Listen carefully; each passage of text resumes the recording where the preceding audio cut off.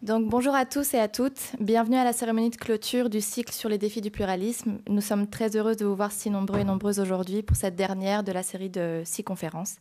Avant tout, nous tenons à remercier très chaleureusement tous nos partenaires qui ont rendu possible la tenue de ce projet.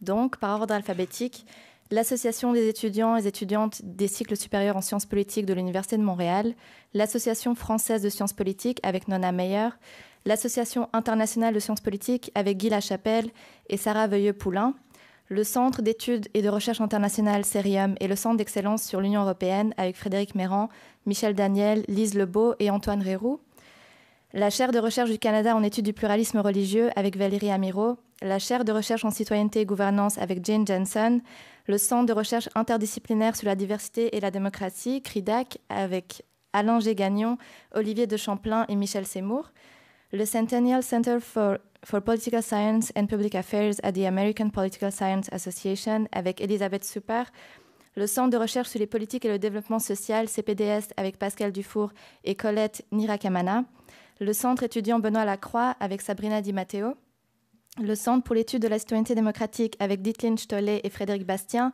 le Consulat général de la République fédérale d'Allemagne à Montréal avec Walter Leuss et Viola Pruschenk, le département de sciences politiques de l'Université de Montréal avec Christine Rothmayer, Marie-André Lavertu, Jocelyne Sauvé et Audrey Morin, la Faculté des arts et des sciences de l'Université de Montréal avec Flavie Côté, la Heinrich Böll Stiftung North America avec Charlotte Ebeck, l'IRTG Diversity avec Lawrence McFalls et Elisabeth Tuchek et le Zonta Club of Montreal avec Dolly Daster.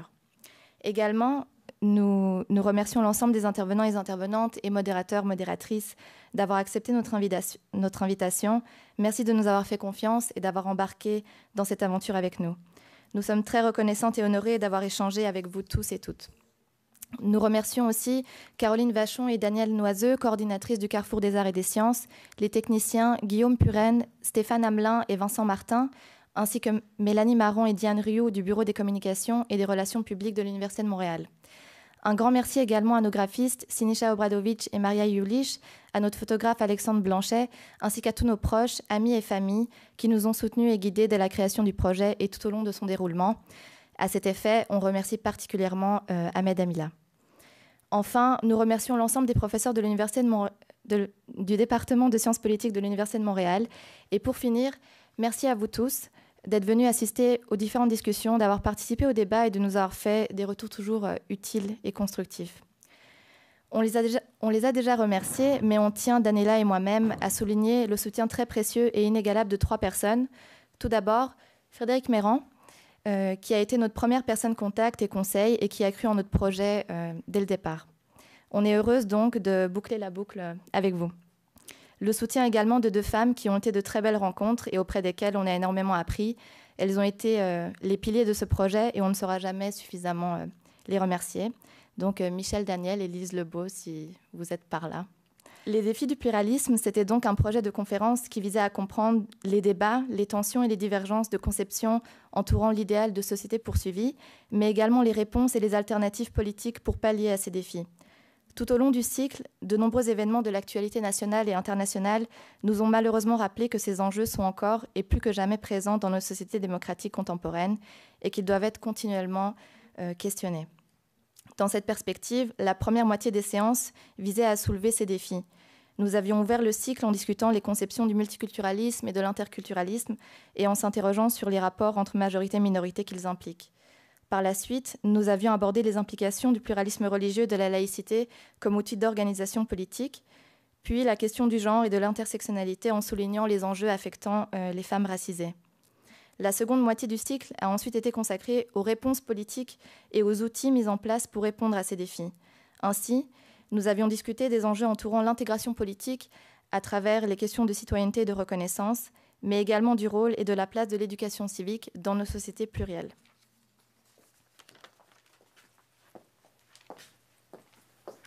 Pour faire suite à ces débats, nous aimerions aujourd'hui, dans cette conférence de clôture, aborder le défi de l'intégration politique dans un cadre transnational et à partir d'un projet qui sort de la logique étatique, à savoir l'Union européenne, en tant qu'entité qui peut ni véritablement être définie d'État, ni de nation, ni de fédération, ni d'empire, ni de simple organisation internationale, L'UE est un objet qui fait non seulement débat en termes politico-pratiques et économiques, mais son étude a également eu un impact sur la théorie politique, en ce sens que la compréhension de cette union et du processus de l'intégration européenne invite à réexaminer certains de ces concepts clés, dont la démocratie, la citoyenneté et la souveraineté. Nous nous penchons aujourd'hui sur les modèles d'analyse de l'intégration européenne, les défis que pose la question de la démocratie en Europe et les différentes possibilités pour les relever et répondre aux effets de la crise actuelle. Pour ce faire, nous avons l'honneur d'avoir chez nous 3 invités: Arnould Clerc de l'Université de Nantes, Calypso Nicolaïdis de l'Université d'Oxford et à titre de modérateur Frédéric Méron de l'Université de Montréal. Nous avons le regret de vous annoncer que Jean-Marc Firy ne pourra malheureusement pas nous rejoindre aujourd'hui. Il regrette profondément de ne pas être en mesure de venir et nous a demandé de vous présenter toutes ses excuses. Nous voulons ici remercier tous les 4 intervenants pour avoir accepté notre invitation. Merci.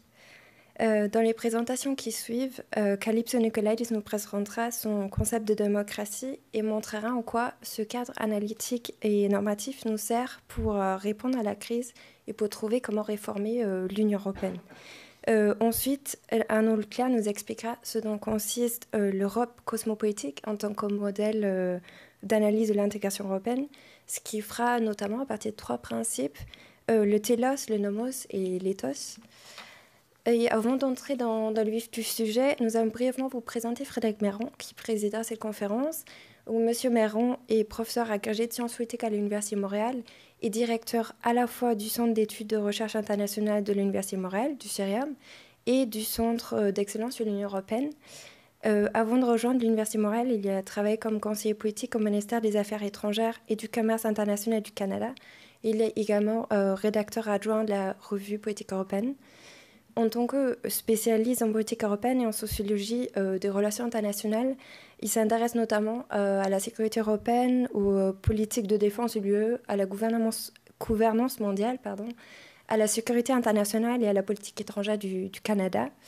Parmi ses publications compte l'ouvrage European Defense Policy Beyond the Nation State, publié en 2008 par Oxford University Press, et de nombreux articles parus dans West European Politics, Security Studies, the Journal of Common Market Studies, la Revue canadienne de sciences politiques et Comparative European Politics.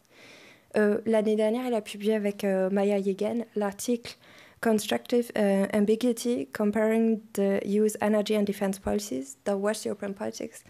Et en 2013, avec Jean Joanna, Politique de défense et variété du militarisme libéral dans Gouvernement et action publique. Donc avant de commencer, nous profitons de l'occasion pour vous inviter au cocktail de clôture offert par notre partenaire Batalois du Consulat général de la République fédérale d'Allemagne à Montréal. Il est assis là, merci. Et le cocktail se tiendra à partir de 19h au 2e étage en salle C2421. Et maintenant, il ne nous reste plus qu'à vous souhaiter à toutes et à tous une belle conférence et on donne la parole à Frédéric Méron. Merci.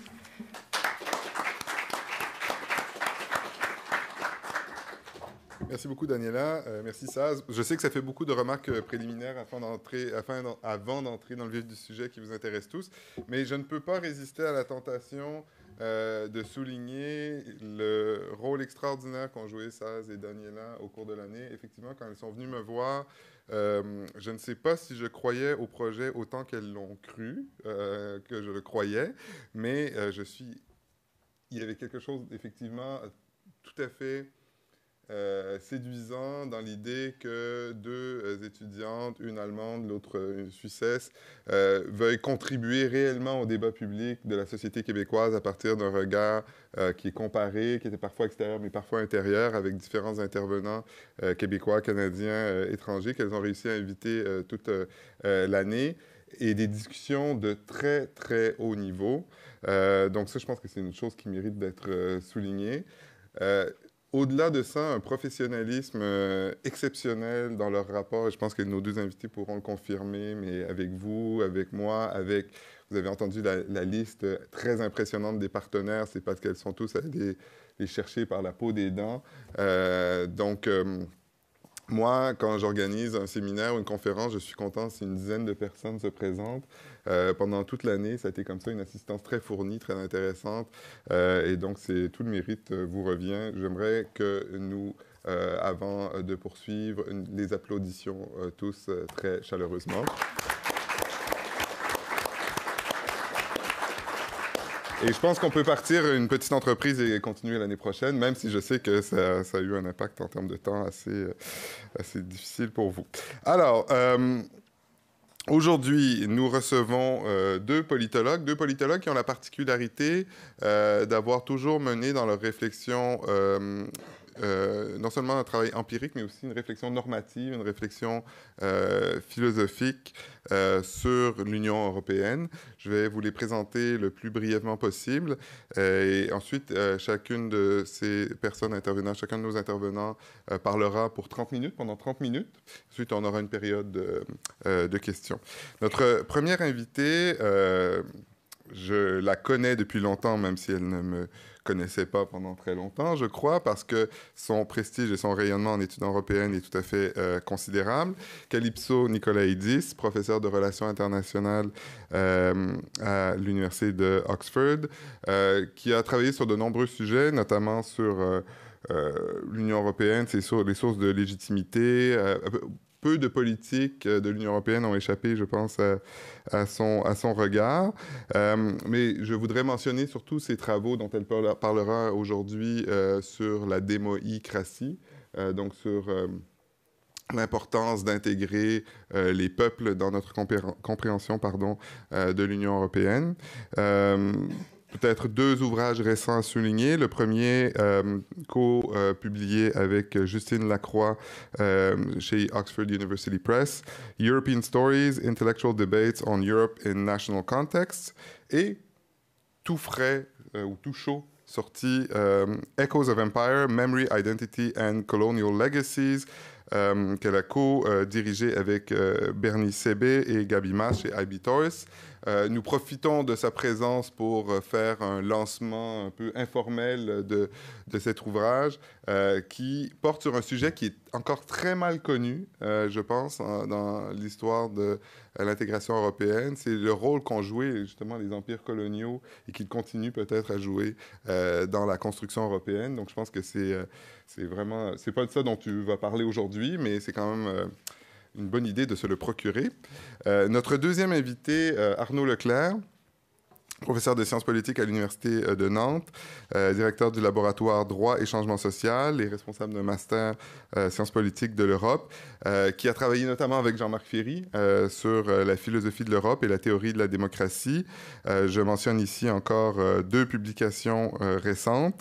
La première, Prendre l'Europe au sérieux, penser philosophiquement un objet politique non identifié, publié dans un ouvrage collectif dirigé par Quentin Landren, La philosophie reconstructive en discussion, dialogue avec Jean-Marc Ferry, et un ouvrage dirigé avec Jean-Marc Ferry, L'Europe, crise et critique, apparaître aux presses de l'université. Vient de paraître, donc nous soulignons un deuxième lancement de livre pendant cette conférence, vient de paraître aux presses de l'université de Paris-Sorbonne. Alors, je vais m'éclipser pour permettre à l'assistance de voir les diapositives que Calypso a préparées. Je te cède la parole et je te ferai un signe quand il te restera 5 minutes. Ça te convient? Ça me convient. Très bien, merci. Et je reviens. Merci Frédéric et surtout merci Daniela et Saz. Je me joins à Frédéric pour dire à quel point j'admire votre énergie et inspiration. Et vous me rappelez un peu, vous savez, mon ex-collègue de Harvard, Anthony Appia, parlait du cosmopolitisme ancré.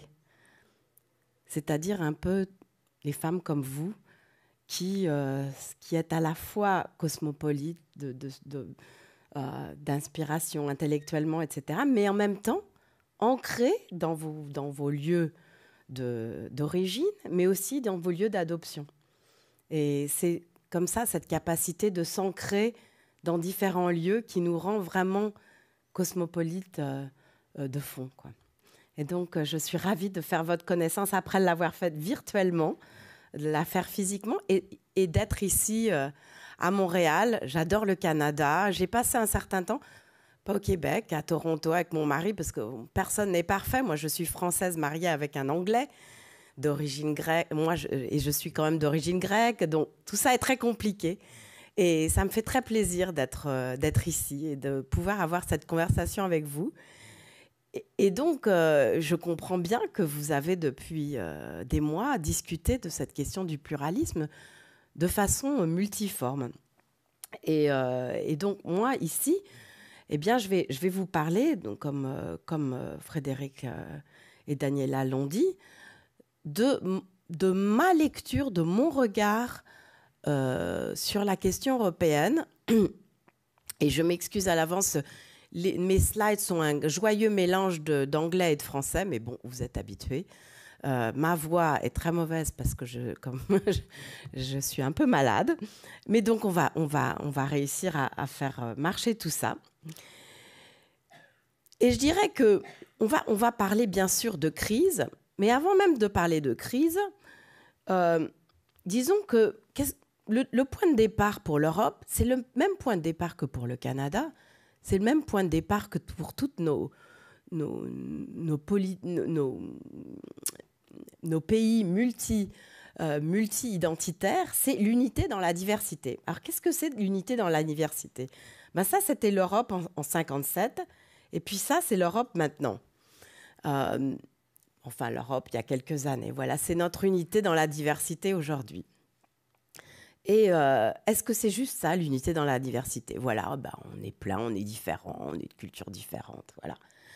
Ben non, c'est pas juste ça. Ça, c'est rigolo, mais c'est pas juste ça. Comment on passe de ce slogan de unité dans la diversité, qui est un slogan bien vague, bien général, au fait politique ? Comment on passe du fait de la diversité, qui peut être sociale, culturelle, territoriale, etc., aux politiques du pluralisme. Et donc au sens d'une union pluraliste. Qu'est-ce que c'est qu'une union pluraliste au-delà d'un État ? Vous avez beaucoup parlé du Canada aujourd'hui. Le Canada est évidemment un pays fascinant, mais c'est un pays aussi décentralisé, aussi fédéral qu'il est. Alors que nous, en Europe, eh ben, on est des pays. Et on est donc des pays qui avons essayé entre nous de créer une union pluraliste. Alors, ça veut dire d'abord et premièrement que, ça c'est une idée que j'ai défendue intensément, que chaque Européen, comme chaque Canadien, a une vision différente de ce que ça veut dire d'être Européen. Ça, c'est un petit résumé. Mais de façon peut-être plus philosophique, nous avons effectivement, comme Frédéric l'a dit tout à l'heure, publié avec Justine Lacroix un livre European Stories, auquel a collaboré d'ailleurs Janie Pelabet, qui était ici il y a quelques mois, et dans lequel nous avons exploré l'idée que dans chaque pays européen, il y a des débats. Il n'y a pas une idée de l'Europe allemande ou une idée de l'Europe française ou grecque ou portugaise. Il y a des débats différents sur l'Europe et des enjeux différents de théorie politique sur l'Europe dans chaque pays, et qu'il s'agit d'organiser, qu'il y a des échos entre eux. C'est des débats qui s'ignorent mutuellement, c'est des débats qui sont en parallèle, mais que chaque pays européen a une façon de voir l'Europe à travers le prisme de son propre pays, sa longue durée, son histoire, la façon dont il est lui-même devenu un pays, l'Italie et l'Allemagne au XIXe siècle, la France et la Grande-Bretagne avant, les autres après. Mais chacun a sa façon de voir l'Europe par rapport à sa tragédie nationale propre, à son nationalisme propre. Et l'Europe est une rédemption ou un espoir ou un défaut pour son propre pays. Donc ça, c'est ça qu'on racontait dans European Stories. Mais au-delà, donc si on part de cette réalité-là, l'Europe est plurielle de façon narrative.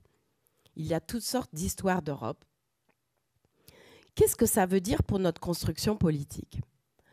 Eh bien, pour se poser la question, il faut revenir tout simplement au fait que finalement, dans les années 90, on se plaignait bien d'avoir un déficit démocratique, mais c'était juste pas très grave finalement. L'Europe, c'est passionnant. L'Europe, c'était ennuyeux, c'était technocrate, c'était pas les passions. Et puis tout à coup, on a eu la crise européenne. Cette crise européenne qui a démarré après tout de ce petit pays dont je viens en partie et qui a mis à feu et à sang tout notre continent jusqu'à aujourd'hui. Mais ce qui se passe aujourd'hui, c'est que effectivement, il a peut-être mis à feu et à sang l'Europe à partir de la Grèce, mais à travers cette crise, il s'est trouvé que les pays européens, petit à petit, ont senti que c'était l'Europe qui niait leur propre identité. Et ils ont répondu par les urnes. Et ce qui est fascinant aujourd'hui en Grèce, et vous avez peut-être suivi la politique actuelle et l'élection de Syriza aujourd'hui en Grèce et la révolte démocratique grecque, c'est une façon de se réaffirmer nationalement à la fois contre l'Europe, plus bas, d'accord, à la fois contre l'Europe, au nom d'une dignité nationale retrouvée, et en même temps au sein de l'Europe, parce qu'aucun Grec ne veut sortir de l'euro. Comment comprendre ça ? Comment faire sens de cette revendication complètement contradictoire ?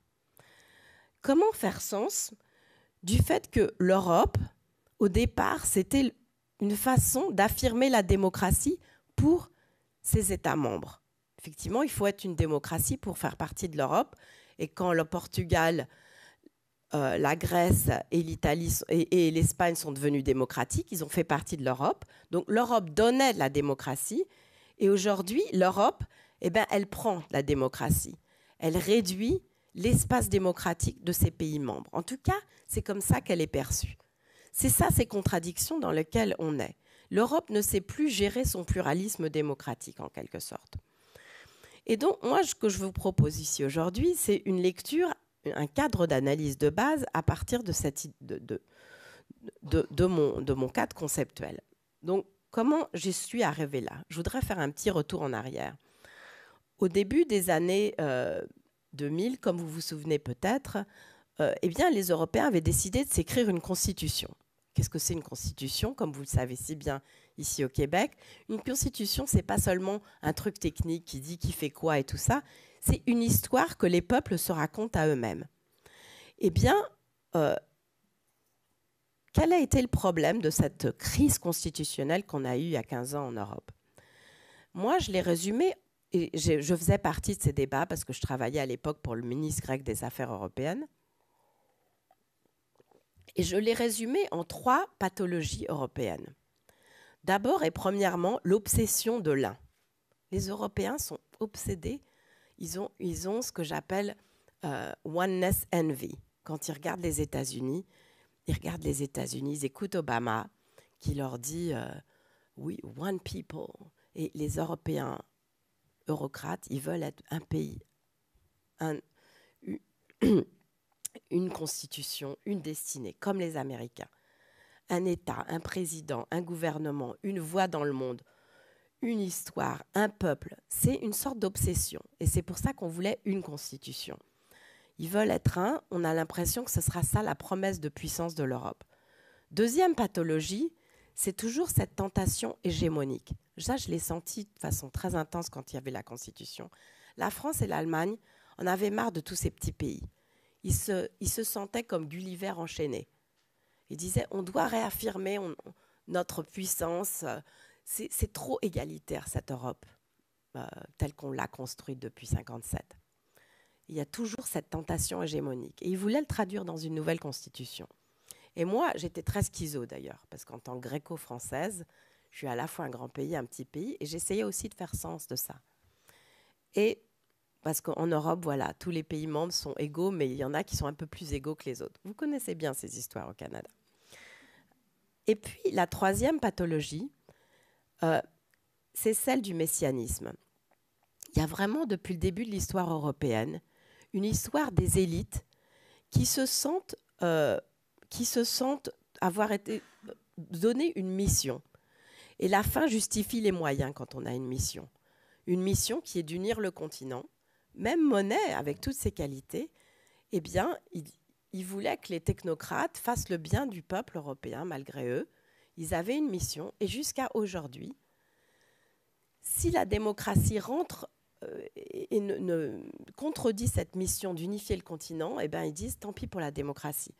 Et c'est ce qu'on a vu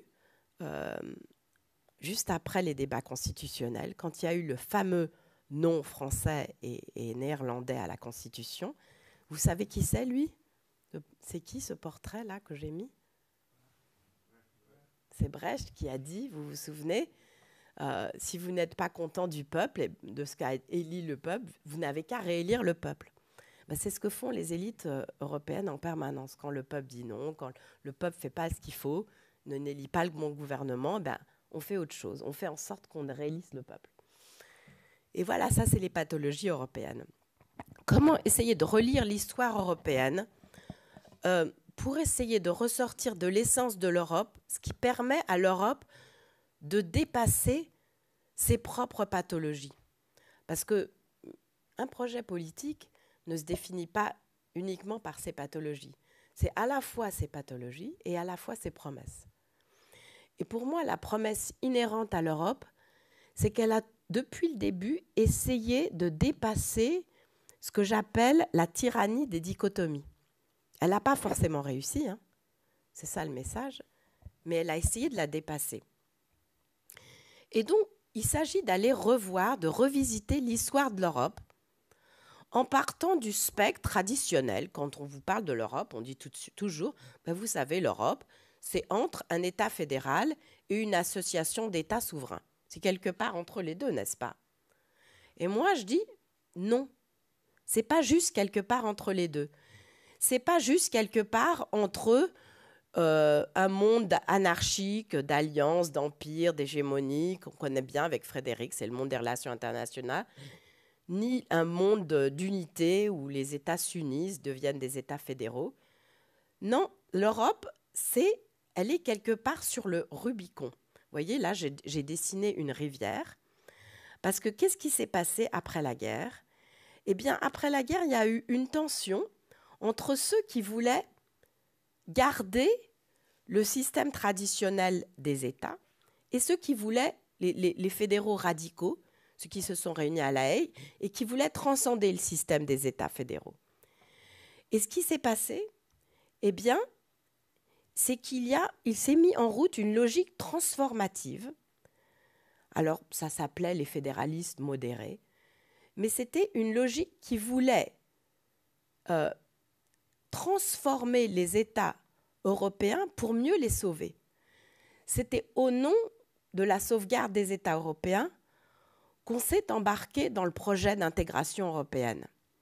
Mais ce qui était très important dans ce projet, c'est qu'on n'allait pas, justement, on n'allait pas passer de l'autre côté du Rubicon. On n'allait pas devenir un État fédéral. Et pour cela, il fallait s'engager dans une logique transformative et non pas une logique mimétique qui aurait été de reproduire au niveau fédéral la même logique qu'on avait au niveau des États. Donc on allait inventer autre chose. Et cette autre chose, c'était cette logique d'union dans laquelle nous sommes embarqués depuis 60 ans. C'était une logique de transformation. Alors, et cette logique, donc, c'est plus cette logique dichotomique d'avant. Alors ça, c'est un petit aperçu historique très rapide. Mais mon travail a consisté, depuis 10 ans, à traduire cette lecture historique dans la théorie démocratique. Et je la traduis en disant, voilà, en Europe, on n'arrête pas de se poser la question de savoir si le projet d'intégration a créé un peuple européen. Alors régulièrement, on dit le peuple européen est né. Au moment de la guerre d'Irak, ça c'est une photo des démonstrations des peuples européens. Derrida et Habermas ont décrété, quand il y a eu des grandes manifestations, voilà, le peuple européen est né. Et puis un peu plus tard, quand on a eu des manifestations anti-crise, à nouveau, le peuple européen est né. Très régulièrement, quelqu'un dit le peuple européen est né. Et on croit que ça veut dire, voilà, notre projet européen marche. Et moi, ce que je dis, c'est que, voilà, c'est un projet tellement original et intéressant, c'est qu'on réussit à créer une vraie polity, une logique d'agrégation politique sans créer un seul peuple européen. En réalité, ce que nous avons en Europe aujourd'hui, c'est une logique d'union transnationale qui est une logique de démoï, de peuple au pluriel européen, de démoïcratie. Et c'est là où on revient à cette tyrannie des dichotomies. Parce que, effectivement, ce n'est ni une logique de démocratie qui coopère entre elles, ni une logique d'une seule démocratie, même fédérale, décentralisée, etc., comme le Canada. C'est l'Europe comme démoïcratie. Et que je défie. Et donc, quand on parle de démoïcratie, l'idée, c'est que la place de la démocratie, elle n'est ni exclusivement nationale, ni exclusivement supranationale, mais elle est avant tout transnationale. C'est-à-dire qu'elle est ancrée dans la démocratie nationale. C'est ça la base de la démocratie européenne, c'est la démocratie nationale. Mais c'est des démocraties nationales foncièrement ouvertes entre elles. Et c'est ça la transnationalité européenne. Et je sais qu'Arnaud va revenir là-dessus et que notre ami commun Jean-Marc Ferry a beaucoup pensé cette transnationalité-là. Mais moi, je la traduis par cette idée et ce terme de démoïcratie, parce que je pense que ça exprime vraiment cette réalité-là, et que je définis par une union de peuples qui sont à la fois des États et des citoyens, et qui gouvernent ensemble, mais pas en tant qu'un seul peuple. Et donc, une fois qu'on a dit ça, il y a beaucoup de choses à dire là-dessus. Je vais passer plus vite. Il y a d'abord l'idée que si on parle de démoïcratie, il y a un compas normatif très important qui est celui à la fois de la non-domination et de la reconnaissance mutuelle. La non-domination transnationale, à la fois horizontale, par un pays sur d'autres, et verticale, Bruxelles sur le reste. Et ça, il y a une relation très complexe et intéressante entre la non-domination horizontale et la non-domination verticale. Parce que quand on essaye de pallier à l'un, on tombe dans l'autre. Et c'est une tension très subtile et difficile. Et puis, il y a la logique de la reconnaissance mutuelle transnationale. Vous avez beaucoup parlé de reconnaissance mutuelle, en commençant par Charles Taylor. La question, c'est comment on traduit l'idée de reconnaissance d'une logique nationale, où il s'agit de reconnaissance entre les groupes, etc., en reconnaissance mutuelle entre les nations. Quand il s'agit de reconnaître entre les nations nos réalités historiques, nos réalités sociales, nos réalités politiques. Donc ça, on va revenir sur cette question, j'espère, dans notre conversation. Mais c'est ça l'essence de l'Europe pour moi. Donc, voilà. Donc là, je vous ai un peu résumé de façon très succincte l'idée de démoïcratie. Maintenant, si on avait le temps, je vais passer très vite là-dessus, je pourrais vous expliquer que dans mes recherches, dans mes réflexions et dans celles des gens avec qui je travaille, eh bien, il y a toutes sortes de langages et d'interprétations, de façons de parler de cette troisième voie, de cette logique démoïcratique de troisième voie. Il y a toutes sortes de langages, si vous voulez. Alors, il y a par exemple une exploration des langues philosophiques. On peut on peut retrouver l'essence et les débats sur ces questions en revenant aux Lumières et au XVIIIe siècle, et à la façon surtout avec Hume, dont on est passé d'une réflexion sur la diversité religieuse et culturelle à une réflexion sur la pluralité politique. Et comment on est passé d'une compréhension de la cohésion comme façon dont les peuples assuraient leur survie à une réflexion sur la pluralité comme force. Et ça, c'est Hume. Mais le vrai premier démoïcrate pour moi, c'est Kant. Là, c'est Kant, yes we Kant. Et on peut se demander ce que Kant aurait pensé s'il avait vu l'Union européenne aujourd'hui. À nouveau, Arnaud va y revenir, puisque c'est tout à fait un thème d'Arnaud et de Jean-Marc, mais aussi moi-même. Parce que si vous regardez Kant, vous comprenez bien que le cosmopolitisme pour Kant, c'est justement de rester sur le Rubicon. C'est bien de dire que si on veut une supranationalité cosmopolite, un cosmopolitisme, on ne peut pas agréger les républiques. Il faut ancrer le cosmopolitisme dans des républiques autonomes, parce que sinon, comment vous donnez l'hospitalité à l'étranger ? Comment vous lui assurez sa sûreté s'il n'a pas un endroit qui va le protéger? Je résume. Arnaud va y revenir. Ça, c'est Kant. Maintenant, et je passe parce qu'il y a beaucoup à dire sur Kant, mais Arnaud y reviendra sur les 3 logiques kantiennes, etc. Deuxièmement, il y a en sciences politiques toute la réflexion sur le fédéralisme et le fédéralisme comparé. Alors, nous sommes ici au Canada, il y aurait beaucoup à dire. J'ai fait, il y a 15 ans, un livre avec Rob House qui s'appelait The Federal Vision, qui comparait le fédéralisme des États-Unis et d'Europe, mais qui était dédié à Trudeau, qui venait de mourir, qui est mort au moment où on faisait le livre. Rob est canadien, et en fait, on parlait beaucoup de Canada dans ce livre. Mais il y a toute une réflexion à faire, parce que vous pourrez me dire, bon, on peut en revenir, en quoi est-ce que ce fédéralisme européen, être sur le Rubicon, c'est différent du fédéralisme canadien? Eh bien, moi, je dirais que sur le Rubicon, on est encore dans la logique d'union fédérale. On n'est pas dans la logique d'État fédéral. Et je dirais quand même qu'au Canada, vous êtes dans une logique d'État fédéral.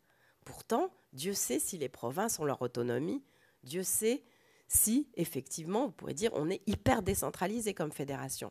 Mais à un moment donné, vous avez passé le Rubicon. Vous êtes un pays, vous êtes un État fédéral. Alors, je n'ai pas le temps d'y dire, mais on pourra y revenir. Il y a des façons de décliner cela. Comment est-ce qu'on passe d'une union fédérale comme l'Europe à un État fédéral comme le Canada? Il y a des tests. Mais le test fondamental, c'est se demander si les démoïs, les peuples constituants, sont encore eux-mêmes des pouvoirs constituants. S'ils ont un veto, chaque peuple, en tant que peuple, que ce soit Malte ou que ce soit l'Allemagne, a un veto sur ce qui va se passer au niveau fédéral. On pourra y revenir. Mais un autre langage, c'est le mien, c'est dans mon domaine des relations internationales. On réfléchit aussi à toutes ces questions, mais avec d'autres discours, d'autres vocabulaires. Et en particulier, on réfléchit énormément à la question des empires. Alors, je dirais que les empires, c'est juste quand on entre sur le Rubicon. Les empires, effectivement, c'est quand on est dans le domaine des relations internationales, mais on n'est pas encore une union parce que c'est très asymétrique, parce qu'il y a de la domination. Et souvent, on dit que l'Union européenne aujourd'hui devient un empire. Effectivement, parce que ce qui s'est passé avec la crise, c'est que les marchés financiers, avec leur pression énorme, on crée une dynamique en Europe qui fait que la tentation de centralisation est devenue presque irrésistible. Et que donc, dans cet équilibre instable, on peut se demander si aujourd'hui en Europe, on est enfin en train de devenir une sorte d'État supranational au nom du besoin d'apaiser les marchés et de gérer une union monétaire qui ne peut pas être sauvegardée sans tout un édifice supranational qui permet de gérer cette union. Alors, j'ai très peu de temps et je n'ai pas le temps d'élaborer là-dessus. Mais en gros, la crise européenne aujourd'hui, là, je vous ai mis une photo du FMI et de la Maison-Blanche. Eh bien, la logique de la conditionnalité du FMI, de tout ce domaine-là, et la logique politique de la Maison-Blanche, eh bien, avec la Troïka et la Commission, aujourd'hui en Europe, ce à quoi on a assisté, c'est de dire que la Troïka, c'est-à-dire que la logique de dire aux États membres ce qu'il faut faire dans leur propre domaine politique, est devenue, si vous voulez, l'Union européenne est devenue l'instrument de la conditionnalité. Et au nom de la conditionnalité, est devenue une entité politique qui a pénétré au plus profond de la logique politique des États membres. Et donc, en quelque sorte, c'est à partir de cette logique, et on pourrait rentrer dans les questions techniques, de la gestion de crise qu'on a commencé à perdre notre compas normatif et à avoir ce qu'on a appelé l'Europe allemande, en tout cas perçue comme telle dans tout le reste de l'Europe.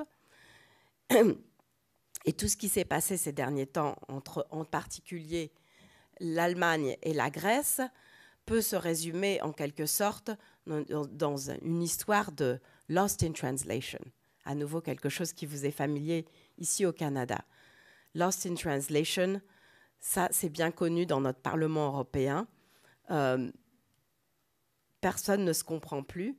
Et en Grèce, en particulier, le nom grec qui revient à l'histoire, au nom de la résistance, au nom de la guerre, etc. Toutes sortes de choses qui se sont de plus en plus mal comprises. Mais finalement, on peut résumer ce qui s'est passé en Europe à partir de la crise, des questions très techniques, financières, etc., comme un déni de reconnaissance mutuelle. Parce que finalement, entre des accusations réciproques, chacun a caricaturé l'autre, et la crise nous a amenés à une Europe qui ne se comprenait plus entre elles. Et on arrive aujourd'hui à l'élection de Syriza et au fait que nous avons aujourd'hui un pays, la Grèce, et d'autres pays dans le sud de l'Europe, où la logique politique est telle qu'on a l'impression que l'Europe devient un déni de démocratie, alors que dans un petit pays du Sud, ce qu'on demande, c'est finalement d'avoir un espace démocratique où on puisse définir soi-même des réformes structurelles qui finalement chaque pays européen peut définir et a besoin de poursuivre et reconnaît avoir besoin de poursuivre de façon logiquement démocratique. Donc aujourd'hui, le déni démocratique, c'est qu'on en arrive donc dans une Union européenne en crise économique, à ce que cette crise économique se soit traduite en crise politique, parce que c'est une crise où on a l'impression qu'on est rentré dans une ère d'interdépendance démocratique intense. On a créé l'Europe pour fomenter et gérer l'interdépendance économique. Et on a créé tout un système de gouvernance commune, de gouvernance commune au centre, qui était de gérer cette interdépendance économique. Et aujourd'hui, ce que nous avons, c'est un système d'interdépendance politique. C'est-à-dire que quand il y a des réformes en Grèce qui sont la condition pour pouvoir avoir des prêts, qui est-ce qui vote sur ces réformes? Eh bien, c'est le Parlement allemand. Qui est-ce qui est aujourd'hui en Grèce? Ce qui se passe en Grèce aujourd'hui va avoir un impact extraordinaire sur ce qui va se passer dans les élections en Espagne demain. Parce que si on fait des concessions en Grèce, eh bien, ça va avoir un impact sur la crédibilité du gouvernement espagnol. Et donc, à cause de la crise économique, on est rentré dans une dynamique en Europe qui est passionnante, parce que ça fait que le système politique européen, on a tellement appelé à un peuple européen, à une interdépendance des peuples européens qui devrait s'intéresser à ce qui se passe chez l'un et chez l'autre. Et c'est à cause de la crise que chaque peuple maintenant en Europe, jamais on s'est intéressé plus intensément en Europe à ce qui se passait dans le pays voisin, dans la politique du pays voisin. Mais cela de façon en même temps tout à fait négative et avec des incompréhensions profondes. Donc là, j'ai du mal à finir, mais je vais vous donner un peu quelques pistes de savoir, quand on peut se poser la question de savoir que faire maintenant pour réussir à revenir sur les rails en Europe. Et de façon, pour en revenir à mon Rubicon, eh bien, la question est de savoir si on va devenir une Europe hyper intégrée à l'allemande, devenir une sorte d'État fédéral où on va centraliser l'Europe fiscale, l'Europe bancaire, l'Europe politique, etc. Ou est-ce qu'on va plutôt devenir une Europe fragmentée à l'anglaise, là où j'habite, où il va y avoir des petits bouts d'Europe dans chaque domaine différent? Où est-ce qu'on va arriver? Alors, la vision démocratique, c'est de dire que oui, on peut devenir une Europe à niveau multiple, une Europe avec des intégrations différenciées, mais qu'il faut quand même qu'on reste un tout. Et c'est ça le défi européen aujourd'hui. Comment construire un tout dans une Europe différenciée? Alors, c'est ça ce que j'appelle le défi de la démocratisation, c'est-à-dire de pousser l'intégration de plus en plus loin, alors même qu'on continue à être des démoïs multiples, des démoïs avec des politiques multiples. Et pour faire cela, eh bien, il va falloir construire une union politique démocratique qui respecte de façon plus fondamentale que jamais l'intégrité des démocraties nationales, qui dit, voilà, nos démocraties nationales ne doivent pas perdre leur autonomie. Il faut que les réformes démocratiques se fassent, non pas parce qu'elles sont dictées de Bruxelles, mais parce qu'elles viennent des pays eux-mêmes. Il faut aussi que la logique de représentation en Europe reste multicentrée. Et il faut redonner sa place à la démocratie directe en Europe. Il faut redonner sa place à la voix des peuples. Il faut utiliser pour cela l'Internet. Et ça, il y a beaucoup de réflexions passionnantes en Europe là-dessus. Peut-être que l'Union européenne peut mobiliser les jeunes, peut mobiliser les nouvelles générations pour utiliser, parce que finalement, l'Internet, c'est l'intelligence distribuée, c'est la décentralisation soutenue par la technologie, et ça aussi, c'est la démocratie. Donc, je finirai là-dessus pour dire qu'aujourd'hui, tout est réinventé en Europe. Peut-être que c'est ça la crise, c'est aussi la crise, ça permet de reconstruire à partir de la destruction, c'est cela les crises, et qu'aujourd'hui en Europe, on peut réinventer l'idée que la démocratie européenne, ce n'est pas la démocratie au niveau de l'Europe, c'est la démocratie ancrée dans chacun de ces pays, et qu'il reste à tout réinventer aujourd'hui à partir de cette crise, et j'espère que nous pouvons en débattre ici avec nos amis canadiens. Voilà. Merci beaucoup, Calypso. Merci surtout d'avoir bravé ce qui semble être un rhume carabiné pour nous livrer tes réflexions qui sont fort stimulantes. Et moi-même, j'aurai des questions, mais je laisserai la salle s'exprimer d'abord. Je me tourne maintenant vers Arnaud Leclerc pour sa propre intervention. Merci. Je voudrais évidemment m'associer aux remerciements à la fois pour Frédéric Méran, mais aussi ce que vous avez dit tout à l'heure très justement pour Daniela et Saz, c'est-à-dire que le professionnalisme de leur côté, ça signifie de notre côté que c'est très confortable, on n'a rien à faire. On est porté, si vous voulez, on a juste à venir devant vous et c'est extrêmement confortable. Donc merci à elle pour cette organisation remarquable. J'ai un double défi à essayer d'affronter face à vous. Le premier, c'est qu'on l'a dit, Jean-Marc Ferry est malade et donc vous ne pouvez pas l'avoir. Et moi, je travaille depuis maintenant 4 ans au quotidien avec lui. Je partage ses écrits, ses réflexions. Et je vais essayer de le faire vivre d'une certaine manière, c'est-à-dire d'expliquer un modèle théorique dont il n'est pas du tout le seul porteur, mais il est peut-être celui qui a le plus creusé en profondeur ce modèle d'analyse qu'on appelle l'Europe cosmopolitique. Le second défi, c'est qu'il faut l'expliquer à un public canadien. Et je vais rejoindre en cela ce qu'a dit Calypso. Le défi, c'est que vous avez en tête, et c'est logique, un autre modèle qui est celui de l'État fédéral. Or, cette notion d'État fédéral fait problème pour nous. Et donc, d'une certaine manière, je vais essayer de l'expliquer dans l'introduction, mais toute la conférence va être aussi orientée sur cette idée. Pourquoi est-ce qu'en Europe, on ne choisit pas la voie fédérale? Et on a des raisons en cela qui sont importantes.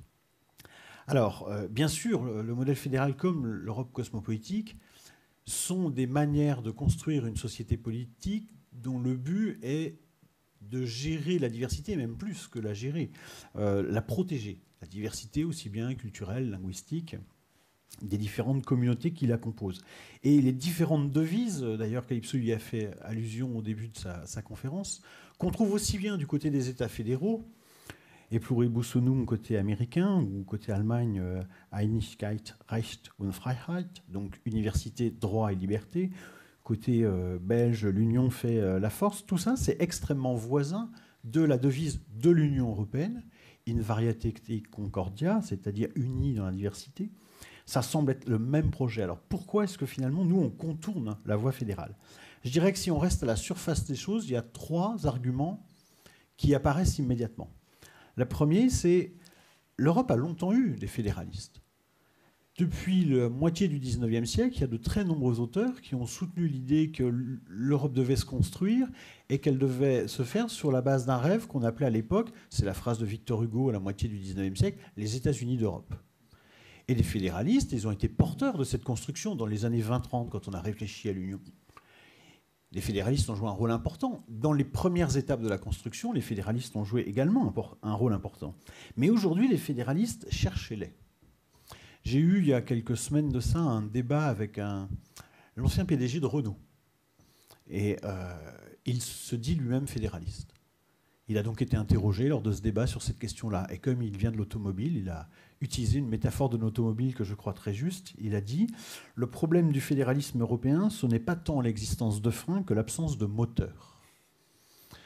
Il résume d'une certaine manière une situation très simple. Aujourd'hui, vous n'avez pas en Europe de grandes forces politiques qui soutiennent le fédéralisme. Ni les partis sociaux-démocrates, ni les partis conservateurs, ni la gauche radicale, ni la droite extrême ne soutiennent le fédéralisme. En réalité, vous avez quelques leaders politiques majeurs, essentiellement chez les écologistes. On pense évidemment tous à Joschka Fischer ou Daniel Cohn-Bendit. Et du côté des chrétiens démocrates, quelques centristes, dont Jean-Claude Juncker. Mais très peu de force politique au total pour soutenir ces premiers problèmes, si je puis dire. Deuxième problème, l'idée fédérale ne provoque pas le même écho suivant les cultures nationales. Évidemment, dans la culture allemande, la notion de fédéralisme renvoie d'une certaine manière à une réussite. Mais c'est un cas singulier, ça correspond aussi à une histoire où l'État s'est affirmé tardivement, difficilement, et où il y a une expérience courte et très traumatisante d'État unitaire. Mais dans les autres États, l'idée fédérale peut évoquer en termes d'écho tout à fait autre chose.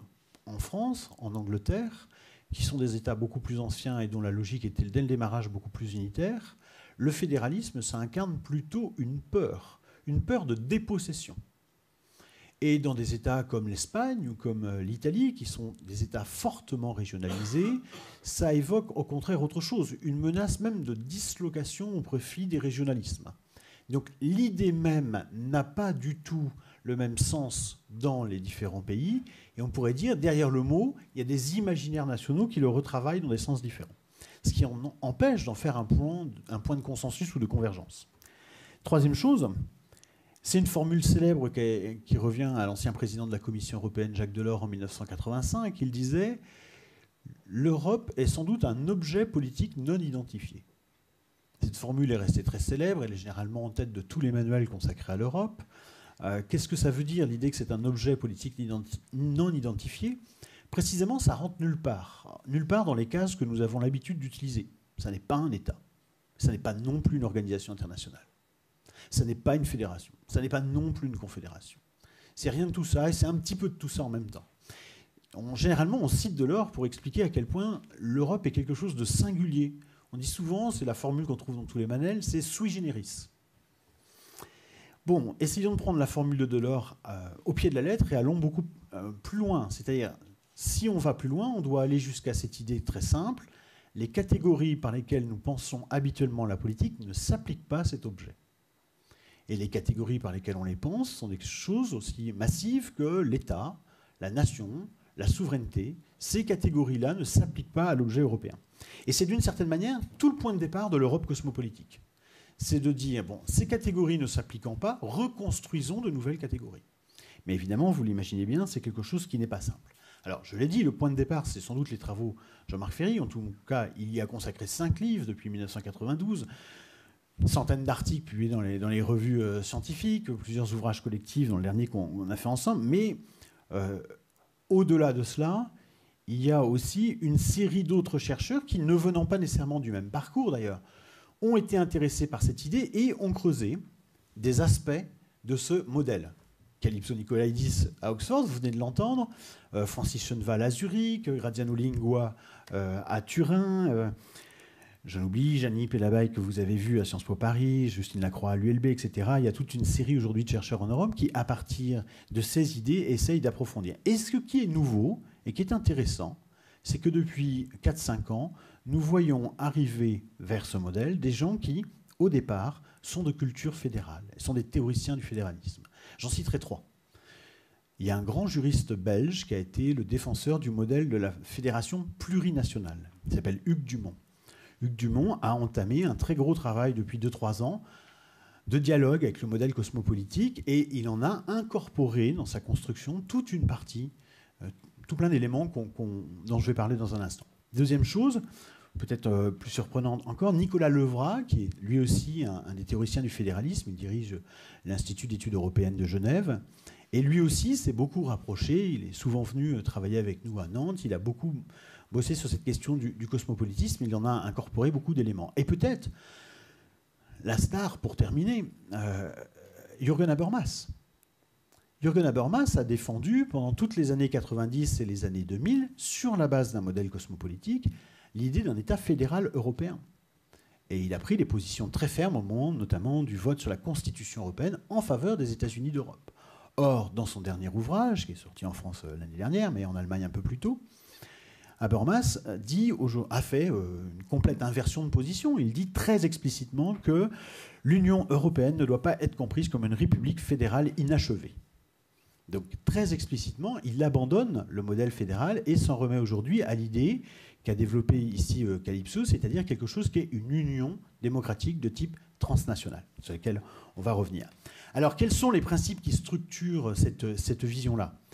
Il y en a 3 et 3 grandes questions. Je vais essayer de résumer ça un peu à la hache, vous me pardonnerez. Première grande question, celle qu'on appelle le telos européen. Finalement, pourquoi on fait l'Europe ? C'est la grande question aujourd'hui qui est devenue extrêmement sensible et importante en raison de la crise économique. Mais il faut bien comprendre une chose relativement simple finalement. Nous nous sommes peu posé la question pendant longtemps pourquoi nous faisions l'Europe, parce qu'il y avait une réponse évidente. Cette réponse évidente, c'est que nous avons fait la construction européenne à l'après-guerre en raison des traumatismes qu'avait engendré la Seconde Guerre mondiale. On a eu tous l'idée qu'il fallait construire un espace de paix. Et donc la grande justification à la construction européenne était évidemment la paix, tout simplement. Et c'était d'autant plus fort et aidé, si je puis dire, qu'on avait à nos portes un adversaire, peut-être même un ennemi, à travers l'Union soviétique, qui pouvait presque quotidiennement rappeler à chacun à quel point il était important d'être coalisé, et d'être coalisé dans le cadre d'un espace international pacifié. Ça a arrangé les Américains, et pour les Européens, c'était facile de s'entendre. L'ennui, c'est qu'à partir de la fin des années 80, la chute du mur de Berlin, l'écroulement du monde soviétique, fait que d'une certaine manière, la justification première de l'Europe tombe. Elle tombe d'elle-même. Et d'ailleurs, c'est assez intéressant, quand on interroge les Européens aujourd'hui, ils ne considèrent pas la paix comme un objectif de l'Europe. C'est intéressant parce qu'il ne faut pas croire que ça ne les intéresse pas. Ils considèrent que c'est un acquis. C'est déjà fait. Et quand on leur rappelle qu'il y a des menaces qui reviennent en Russie, en Ukraine, etc., ils trouvent ça assez lointain. Finalement, ils trouvent que l'Europe, ça a réussi, si on peut dire, du point de vue de son objectif premier. L'ennui, c'est qu'il n'y a plus de justification qui vient après. Et dans les années 90, on a vu une vraie difficulté du milieu politique européen à proposer une nouvelle justification. Finalement, il n'y en a pas eu. Le discours dominant des politiques européens, c'est « l'Europe c'est bien, il faut continuer à la construire ». On a beaucoup eu aussi la métaphore du vélo, en nous expliquant que si on ne continuait pas de pédaler, on allait tomber. Donc il fallait continuer l'Europe. On ne savait plus très bien pourquoi, mais il fallait la continuer. Et cette espèce d'ambiguïté qui a dominé la fin des années 90, d'une certaine manière, elle éclate. L'inconsistance de cette solution éclate au moment de la crise. C'est-à-dire que la crise économique nous révèle à quel point nous ne pouvons plus continuer à faire l'Europe si on n'a pas une bonne raison de le faire.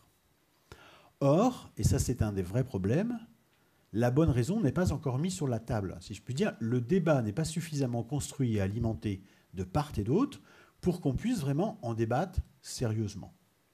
C'est là une des grosses difficultés. Alors, on pourrait longuement débattre de cette question de la crise, de la manière dont elle rend les choses visibles, mais pour aller vite, je pense que vous en connaissez les grands traits. Au démarrage, c'est une crise de l'endettement des ménages américains. Ils ont contracté des prêts, on les a poussés à contracter des prêts, et puis le jour où leurs revenus sont un petit peu en difficulté, ils ne peuvent plus rembourser ces prêts. Crise de l'endettement des ménages. Deuxième temps, les banques qui ont beaucoup prêté se sont échangées entre elles ces prêts à risque via le mécanisme de titrisation. Et ils l'ont fait à l'échelle mondiale. Si bien que toutes les banques ont des risques incorporés dans leurs comptes sans trop savoir combien. Crise de confiance qui débouche sur une crise de liquidité à l'échelle internationale. Jusque-là, tout le monde est d'accord. Tout ça est simple. Ce qui est difficile à comprendre, c'est pourquoi cette crise de liquidité du marché bancaire devient une crise de la dette publique des États européens. Pourquoi ça devient ça? Alors même que ces États européens ne sont pas particulièrement endettés. Beaucoup moins que les États-Unis, beaucoup moins que le Japon. Ça, il y a débat. Il y a débat, on peut dire. Il y a eu 4 mécanismes qui ont été avancés dans l'émergence de cette crise. 4 explications. La première serait liée au renflouement des banques. Les États auraient dû s'endetter pour renflouer fortement les banques. Aujourd'hui, on sait que cette explication est fausse. On a fait travailler, on en parlait tout à l'heure avec Calypso, pendant 1 an et demi, dans le cadre d'un grand programme de chaire philosophie de l'Europe à Nantes, justement avec Jean-Marc, on a fait venir beaucoup d'économistes et on a fait revenir l'année dernière une grande partie de ces économistes. Ce qui est intéressant, c'est qu'entre-temps, on a bougé. En 2 ans, on se rend compte qu'il y a des mécanismes auxquels plus personne ne croit. Et l'idée que les États se sont endettés à cause du renflouement des banques est une idée qui n'est plus aujourd'hui acceptée par aucun économiste, fût-il d'extrême gauche, j'ajouterais. Pourquoi? Parce que tout simplement, les banques ont remboursé très vite. Et même certains États, c'est le cas de la France, ont même fait pas mal de gains dans l'opération. Deuxième mécanisme possible de la crise, c'est un mécanisme un peu différent, ce serait la mauvaise gestion des États. Alors là, on a beaucoup évoqué l'idée qu'il y aurait des États au sud, des cigales, comme on dit, qui ne sauraient pas gérer leurs États. Les Anglais sont plus brutaux, ils ont appelé ça des pigs pour Portugal, Italie, Greece et Spain. Il faudrait rajouter la France maintenant dans le paquet. En réalité, là aussi, lorsqu'on fait l'examen en détail, la mauvaise gestion ne compte pas dans le phénomène de la crise, sauf dans le cas grec, mais pour une part assez limitée du problème grec. Dans les autres États, ce n'est pas un problème de mauvaise gestion, et d'ailleurs, les coûts des administrations publiques ont beaucoup baissé avant la crise. Troisième mécanisme possible, c'est celui de la financiarisation de l'économie mondiale, et notamment du financement des États. Je veux dire par là que les États vont chercher de l'argent auprès de banques qui elles-mêmes vont chercher de l'argent auprès de banques centrales. Or, là-dedans, et ça a été dénoncé par beaucoup de grands économistes, y compris américains, Krugman, etc., mais aussi européens, il y a quelque chose de bizarre. Les banques vont chercher de l'argent à un taux quasi de zéro auprès des banques centrales, mais elles le refourguent, si vous me passez cette expression-là, aux États avec des taux d'intérêt extrêmement élevés, en fonction des risques que représente chacun des États. Et si vous êtes un État jugé peu solvable, par exemple la Grèce, vous vous retrouvez avec un taux énorme. Donc il y a un enrichissement par le biais de l'intermédiation bancaire qui est très surprenant et très problématique. Plusieurs économistes ont parlé d'interaction perverse. Et ça contribue fortement au mécanisme de la crise. Et puis il y en a un dernier qui est beaucoup plus important et qui nous révèle le problème européen. C'est que tout simplement, on a créé une zone monétaire alors que les économies sont divergentes à l'intérieur de la zone. Le nord de la zone se spécialise tendanciellement vers des produits industriels haut de gamme destinés essentiellement vers les grands pays émergents. C'est le cas de l'Allemagne, mais il n'y a pas seulement l'Allemagne. Et puis, les pays... Et ça correspond à ce facteur de production. Ce n'est pas juste un choix allemand. Ça correspond à une logique économique tout à fait carrée, tout à fait incontestable.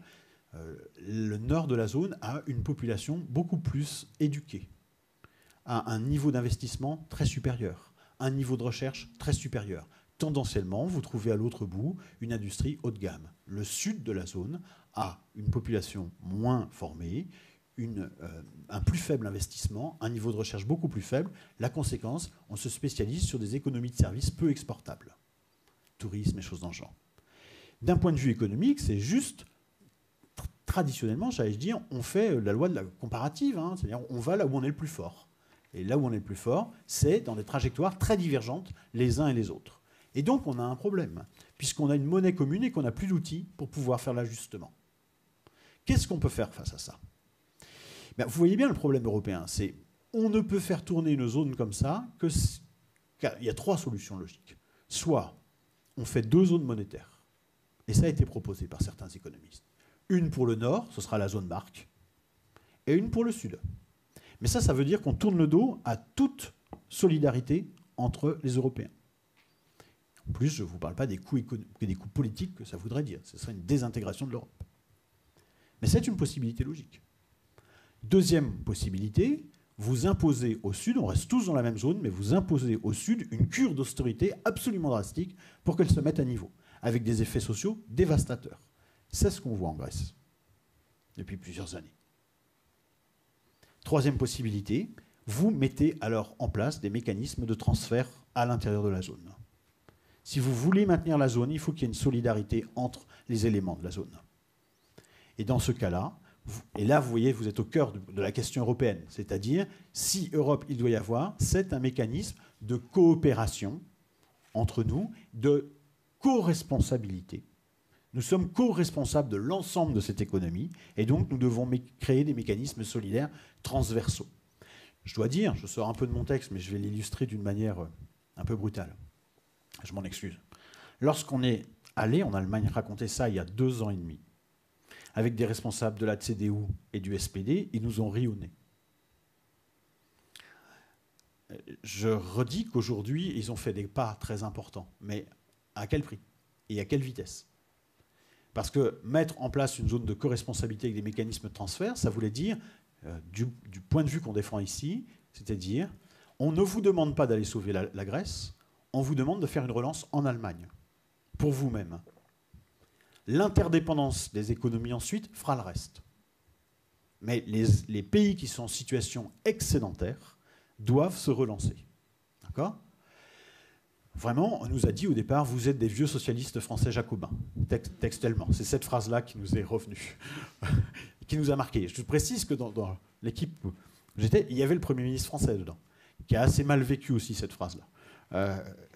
Et donc, ça nous montrait une chose. Premièrement, nous n'arrivions pas à discuter entre nous, de peuples proches, nous n'arrivions pas à discuter sérieusement, dans les mêmes termes, de ce point pourtant majeur. Et on devrait ajouter tout ce que disait Calypso. Et en plus, il y avait que 2 pays là, représentés. Vous imaginez la distance culturelle quand on se met à 28. Donc, on avait une vraie difficulté là. Et la question, c'est comment penser cette question de la mise en place d'une co-responsabilité et donc de mécanismes de solidarité. Et il ne s'agit pas nécessairement d'un simple idéalisme. Ce qui est certain, c'est que les solutions qui ont été dégagées et mises en place, adoptées par les instances de l'Union, votées par l'ensemble des parlements des 28, souvent le couteau sous la gorge, ces décisions ont consisté à mettre en place des règles disciplinaires extrêmement strictes pour que chaque État ait une bonne discipline budgétaire.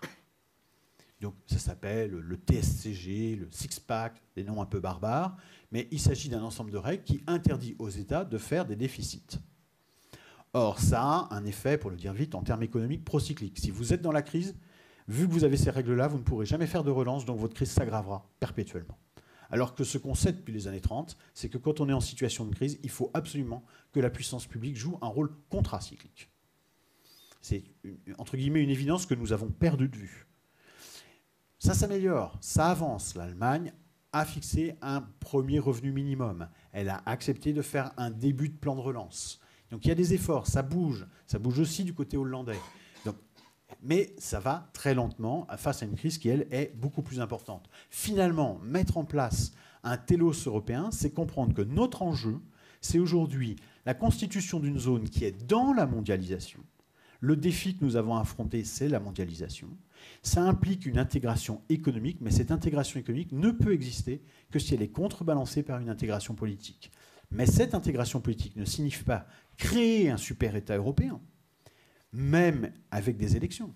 Comme l'a dit très bien Calypso tout à l'heure, il s'agit d'activer les démocraties qui marchent, elles, en bas, pour trouver des solutions en commun, pour monter de la coopération ensemble. Répondre par la coopération et non pas par la création d'un super-État, si je puis dire. Alors, techniquement, ça veut dire créer une union démocratique transnationale. Et si on essaye d'analyser aujourd'hui le débat européen, on a 4 options politiques sur la table, qui sont très clairement. Si on comprend que l'enjeu de l'Europe, c'est celui de la mondialisation, il y a 4 positions possibles intellectuellement. Ou bien vous considérez que l'intégration européenne est, autrement dit, un rattrapage politique de l'adaptation économique. Car l'intégration économique, elle s'est faite. Le grand marché, il existe.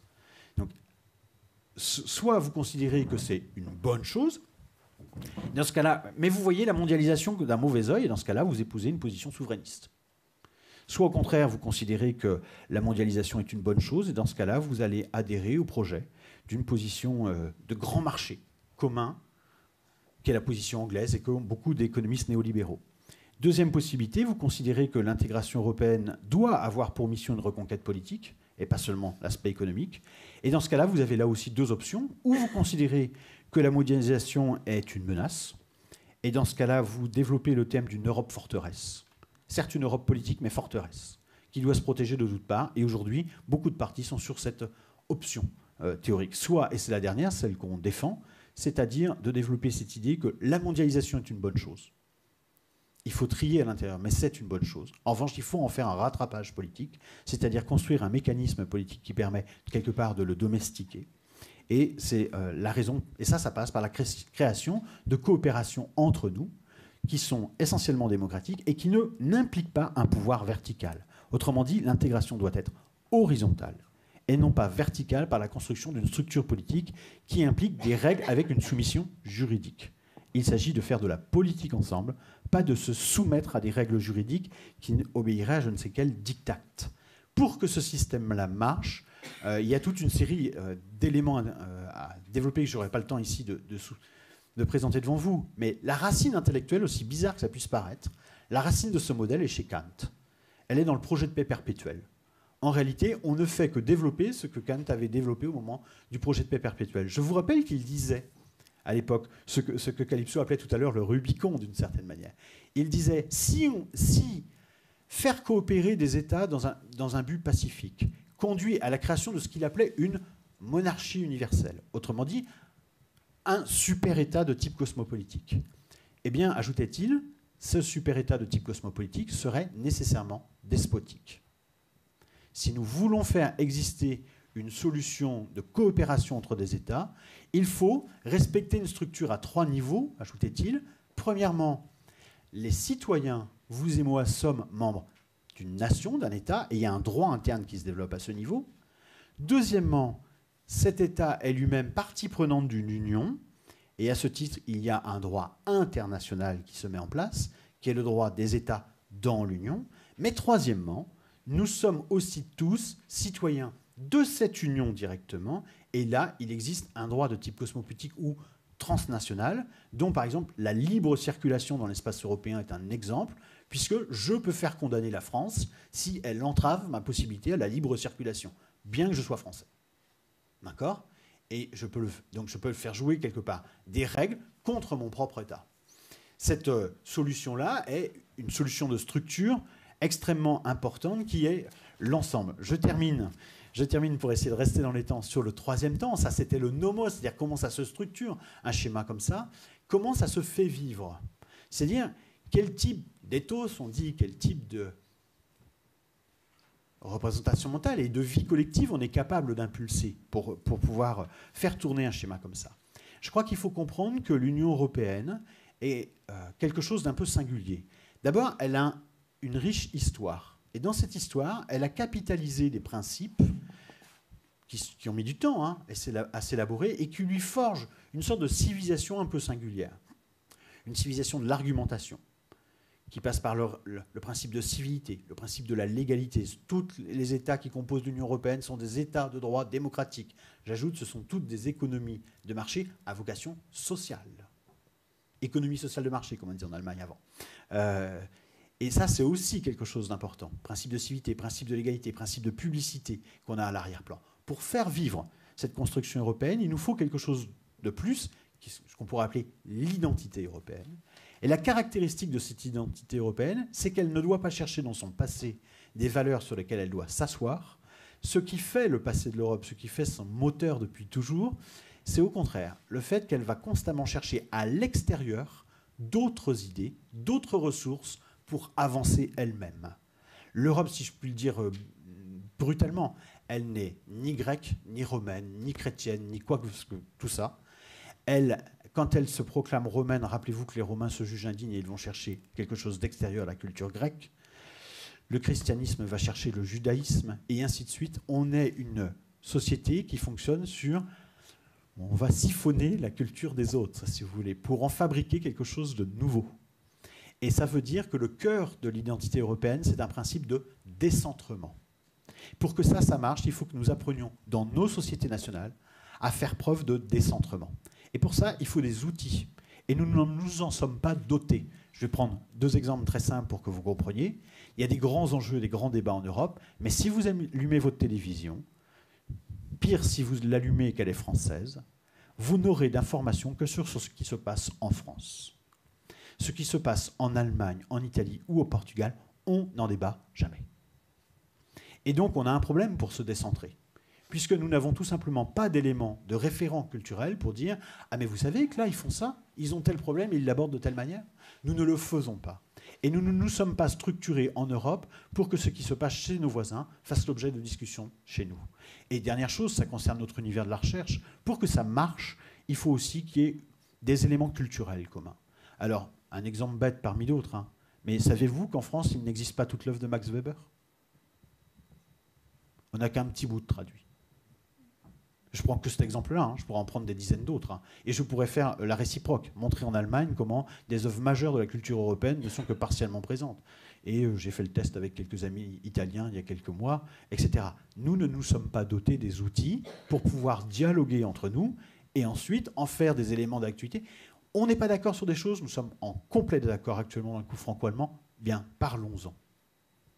Au lieu de tout mettre sur le tapis, sous le tapis, et de faire des images publiques où Angela Merkel et François Hollande sont l'un à côté de l'autre, sourient pendant 2 minutes au photographe, et ça suffit comme information le soir, aux news, pour dire que, vous voyez, il sourit, tout va bien. Sortons de ce registre diplomatique où on fait les choses en secret et on affiche une image, entrons dans un registre sérieux où on discute sur le fond des désaccords, et on discute en ayant conscience de ce que j'ai dit tout à l'heure, d'une exigence de décentrement, et d'une exigence de structuration d'un espace public pour que nous puissions travailler ensemble. Je vous remercie.